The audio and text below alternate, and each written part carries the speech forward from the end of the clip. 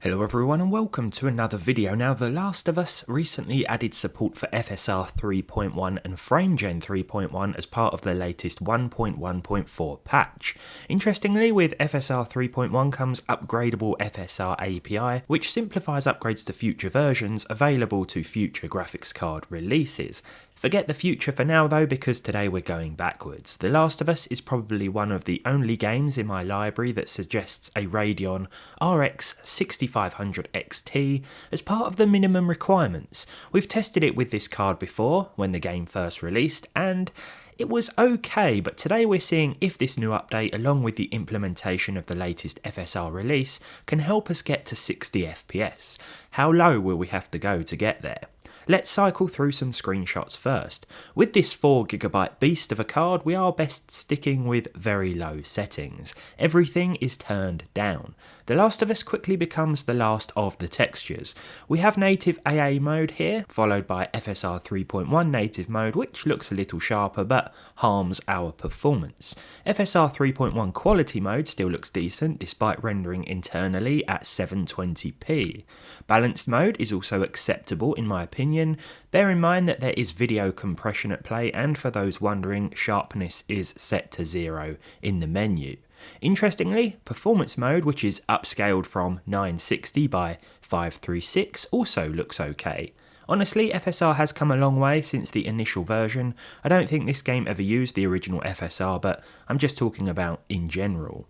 Finally, we have Ultra Performance Mode, 640 by 360, and this is where my eyes can register the biggest change in quality. The difference between performance and ultra performance is very clear to me, a lot more so than the difference between quality and balanced, or even quality and performance. For the gameplay, let's start with default AA mode. As I said before, FSR 3.1 native will look a little better, but there will be a performance hit, so if you have a 4GB 6500 XT and you'd rather not implement any form of upscaling, then stick with default AA mode. With this setting, and with everything turned right down, we are still exceeding the card's available video memory. We're using 136% of it.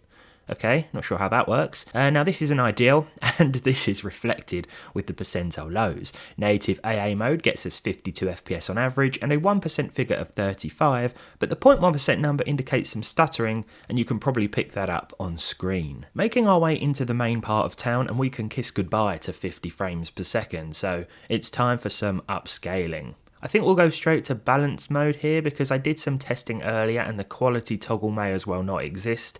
It does absolutely nothing. Not with the 6500 XT anyway. I think it's still a bit too intensive for our VRAM limited card. I'm pretty happy with how balance mode looks anyway, so hopefully we can hit 60 FPS. In this area, it seems as though we can, but there isn't too much going on. I think we'll probably need to drop things a little more as we get further into the main part of this level. Everything is suspiciously consistent. I'm anticipating a crash or massive frame drop or something. Using this card to play this game is a double layer of suspense. Not only am I waiting for something to jump out at me, but I'm also waiting for the card to just surprise me too with a massive performance hit or complete freeze. Maybe I'm being too harsh on it. I should also mention I'm using the 6500 XT in PCIe 4.0 mode. If you're using it in a PCIe 3.0 system, then you may run into more issues as we've looked at before. I like to avoid ultra performance mode, to be honest. It looks worse in motion than it does in the screenshots, and for me the image is a little too soft, even with some sharpness applied. With that, I switched to the standard performance mode instead and applied 20% sharpness. This is going to give us what I feel is the best combination of visual fidelity and frame rate performance with this graphics card. It looks as though we are averaging over 70 FPS, but as always the exact figures will be up on screen. Performance is going to vary depending on the level, of course. Some areas, especially indoor ones, will see even higher frame rates, and more open areas, those with a lot going on, will probably exhibit sub 60 FPS drops. Maybe lower. Speaking of which, let's explore this creepy looking apartment. As you can see here, frame rate is pretty good, and if I'm being honest, I don't think the very low setting looks completely horrific. Not in... How did I fall for that? I've played this game before. Or give me a moment. I'm too old for this. Okay, this is probably one of my least favourite parts. Being stuck upside down in a game, even though my monitor is the right way up, gives me a bit of a headache. Pro gamer tip, rotate your monitor 180 degrees to make this part easier. As you can see, our frame rate is dipping a little bit now, but I'm pretty happy with 40 to 60 FPS considering the hardware. Honestly, my aim is terrible. Imagine a pirate with a pistol, only he's holding it up to the eye with the eye patch over it. His aim would still be better than mine. Gameplay aside, the performance does seem to be holding up. At this point, we'll quickly look at FSR 3.1 frame gen. I'm not a huge fan of frame gen, really. Be it from Nvidia or AMD, I'm particularly sensitive to it. I feel like I'm looking at a TV with the motion smoothing setting on. The higher the actual frame rate to begin with, however, and the smoother the perceived image will be. It works best with at least 60 FPS, which we're getting a lot of the time. There is definitely some inconsistency with the performance, as you've probably noticed throughout, so it's not an ideal frame gen experience because the game isn't maintaining at least 60 FPS in the first place. This outdoor area feels a little bit rough. However, the frame gen FPS is dropping to the 60s, so we're not going to be anywhere near that in reality. In fact, I'll turn it off again here. Yeah, we're seeing between 40 and 50 actual frames here. Personally, I'd keep frame gen off, but I'd probably tell you that anyway.